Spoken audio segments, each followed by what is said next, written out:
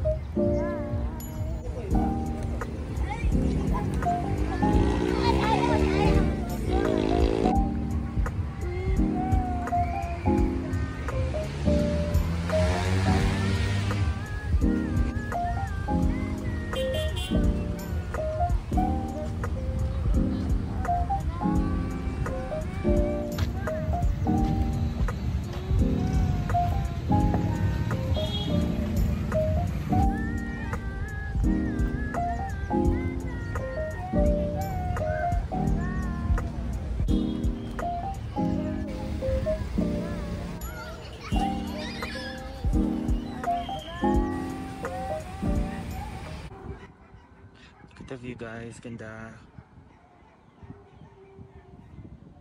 Wow.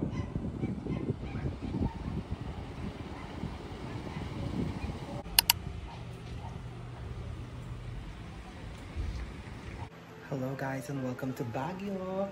So yan, nag-arrive na ako dito sa hotel. So yung name ng hotel is Fenteo Skyland and I will give you like a quick room tour. And for the pricing, ilalagay ko na lang siya sa screen. So what I book is standard room lang siya. So it has like a single double bed.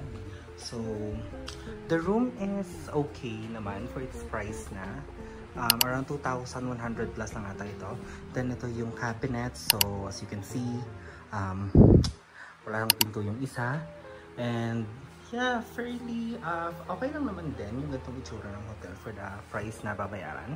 So may included na ref, electric fan and like tasa, ganyan, and small drawer. And actually, if you can see, may extra bed if like kukulangin yung bed ninyo. And here, CR. So ito yung CR, so it has a mirror. Window dito. So ayan. Lavatory ba yan? And yung trono, then ito yung shower niya. So may divider siyang parang frosted glass. Shower, I think may heater din siya. Hindi ko pa na-try, pero I think may heater siya. And yung parang pang-adjust ng warmness ng tubig. So, ayan siya. So, unfortunately, walang timba. magtsatsaga ka siya, shower. So, yun siya. Okay. So, yung process ng pagpunta dito sa hotel, so, tinext ko muna like yung parang caretaker dito. So, meron silang 3 PM yung check-in dito. Then, meron silang parang option na pwede kang mag-early check-in as long as yung room is available. Like, 3 PM yung dapat yung check-in mo. Pero pwede ka na makapag-check-in ng 1 PM. Pero subject siya sa availability. So, yun. So, if may available room na binook mo for that, for 1 PM na nag-arrive ka, pwede ka na mag-check-in. And wala yun siyang additional charges per hour. Pero kapag mas earlier sa 1 PM, dun sila magcha-charge ng 300 pesos per hour if mag-early check-in ka. So, ayun siya. Nakapag-early check-in nang wala additional charges. So, pag dating mo sa baba, mamaya papakita ko rin yung parang itsura nung lobby. Yung room ko kasi is nasa 3rd floor and this building is like hanggang 5th floor ata ito.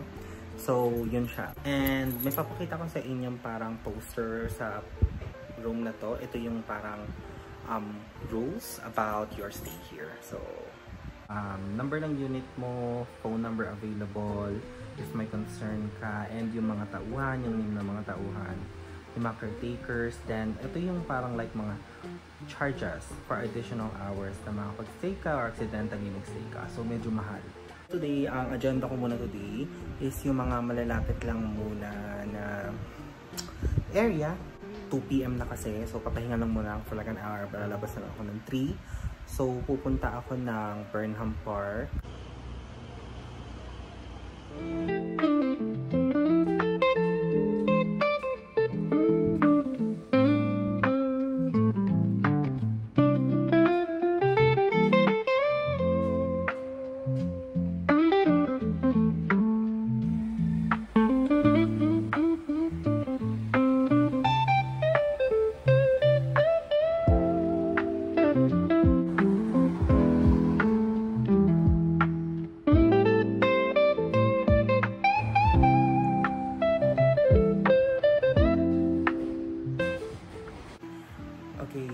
So, ready na ulit tayo maglakad-lakad sa Burnham Park. So, ang una ko munang pupuntahan is yung Ilikha Village sa SM Baguio ata located banda.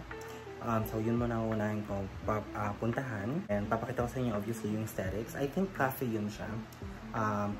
Then, ang itinerary is from Ilikha pabalik sa hotel. So, Ilikha, Burnham Park, and go home na. So, for day 1, yun muna yung ating itinerary. Tomorrow, pupunta tayo ng Strawberry Farm.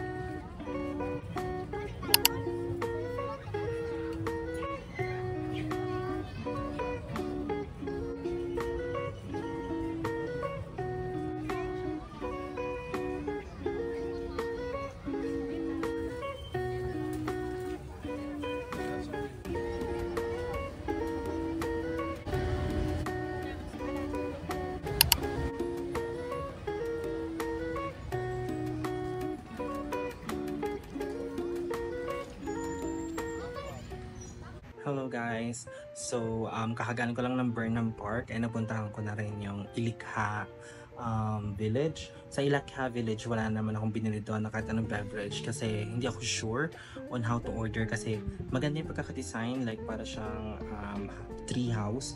Pero medyo nalito ako kung saan ako order kasi parang wala akong nakikitang like pag-orderan. Pero may mga menu ako na picturean, siguro hindi ko lang nakita. Anyway, dumaretso ako sa market, parang food court na malapit sa Burnham Park. So, binili ko is chicken kebab. This is for 88 pesos. May kasama na siyang mga sauces and rice. Then, doon naman sa Burnham Park, hindi na ako masyado nakapag-ikot-ikot kasi biglang bumuhos yung ulan. So, meron ako ditong nabili like parang Wagyu burger. Yan, nakakatuwa kasi yung mga packaging nila is naka-foil. So, wala. 218 to. Buy one, take one siya. Burger lang and cheese. Walang kagulay-gulay. Not sure din kung may sauce siya. Okay, may sauce naman siya. Pero parang mayonnaise lang. Dito lang natin siya try. And bibigyan review. May pa-review.